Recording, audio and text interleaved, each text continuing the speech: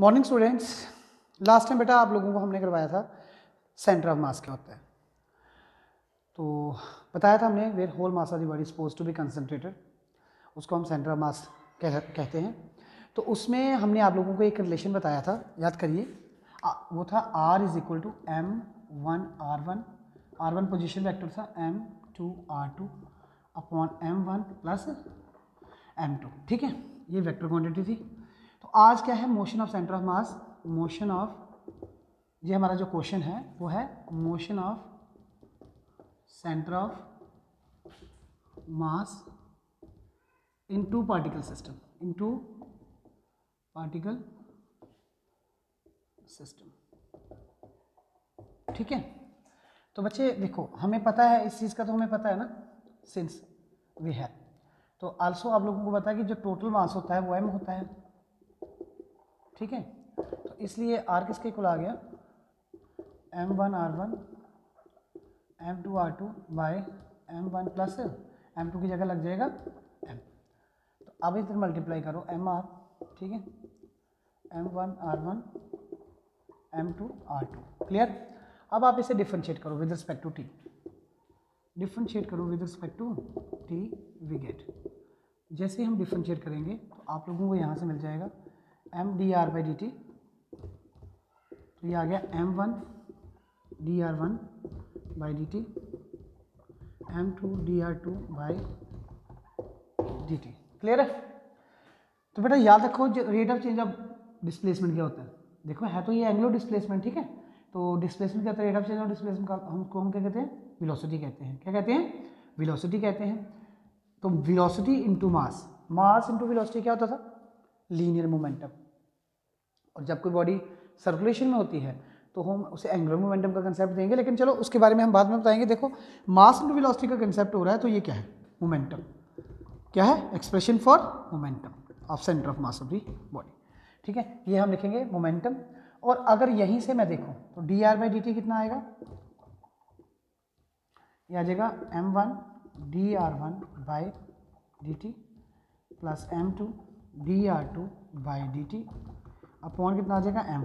It will give you velocity of centre of mass, velocity of centre of मास। तो याद रखना, अगर external force जो है, अगर आपको पता है ना, बताया था मैंने, अगर एक्सटर्नल फोर्स क्या होगी, जीरो। अगर एक्सटर्नल फोर्स क्या होगी, जीरो। अगर कोई आइसोलेटेड सिस्टम है, और आपको पता है आइसोलेशन में कोई भी एक्सटर्नल फोर्स का कोई लेना देना नहीं होता है, अगर एक्सटर्नल फोर्स जीरो होगी तो मोमेंटम क्या रहेगा, कंजर्व रहेगा। हम लिख सकते हैं if external force is zero, if external force is zero, अगर जीरो हो जाएगी देन जो मोमेंटम होगा, मोमेंटम रिमेन्स कंजर्व्ड। ये तो बेटा हमने पढ़ा है ना, conservation of linear momentum laws of motion में। तो आप लोगों को मिल जाएगा M1 dr1 by d t, M2 dr2 by d t is equal to constant. क्या हो जाएगा, कॉन्स्टेंट हो जाएगा। ठीक है, अब यहाँ से हम आपको क्लियर हो गया होगा, देख लीजिए, अगर मोमेंटम अगर लीनियर एक्सटर्नल फोर्स जीरो है तो मोमेंटम कंजर्व रहेगा। तो मोमेंटम आपको पता है क्या, ये हमारा मोमेंटम क्या था, ये, ठीक है, ये मोमेंटम था, इट विल बी कंजर्व्ड। बात किसकी कर रहे हैं हम कर रहे हैं बात सेंटर ऑफ मास की। ठीक है, motion of particle in two motion of centre of mass in two particle system. तो देखो बेटा, अभी आपने क्या देखा, अब हम यहाँ से फोर्स भी निकाल सकते हैं। अभी आपने देखिए, we have, since we have, हमने देखा ही M dr by d t, M1 dr1 by d t, M2 dr2 by d t. ठीक है, इसे डिफरेंशिएट करो with respect to t, we get, दोबारा डिफरेंशिएट जब किया तो M dr2 by d t का square is equal to M1 d2r1 by d t का square, M2 d2r2 by d t का स्क्वायर। क्लियर है, ठीक है। तो बच्चे देखो, मास इनटू एक्सेलरेशन, ये मिल जाएगा हमें फोर्स। क्या मिल जाएगी, फोर्स। ठीक है, तो अगर हम यहाँ से एक्सेलरेशन निकालना चाहते हैं सेंटर ऑफ मास की, तो वो भी हम निकाल सकते हैं। देखिए M1 d2r1 बाई dt का square m2 d2r2 by dt का स्क्वायर, नीचे कितना आ गया m आ गया। तो it will give you acceleration. क्या मिलेगा हमें यहाँ से मिलेगी एक्सेलरेशन। क्या मिलेगी एक्सेलरेशन। तो किया हमने क्या है, देखो हमें पता था कि सेंटर ऑफ मास का जो कंसेप्ट है उसमें हमें क्या बताया गया था कि उसमें r क्या था m1 plus m2 r2, r क्या था r1 क्या था पोजीशन वेक्टर था डिवाइड बाय टोटल मास। ठीक है, तो वहीं से हमने इसको डिफरेंशिएट करके पहले क्या निकाला, वेलोसिटी निकाला। क्या निकाला, वेलोसिटी निकाला, और वहाँ से मोमेंटम भी निकला, और वेलोसिटी भी निकाला। और एक्सटर्नल फोर्स अगर जीरो है तो मोमेंटम रिमेन्स कंजर्व्ड।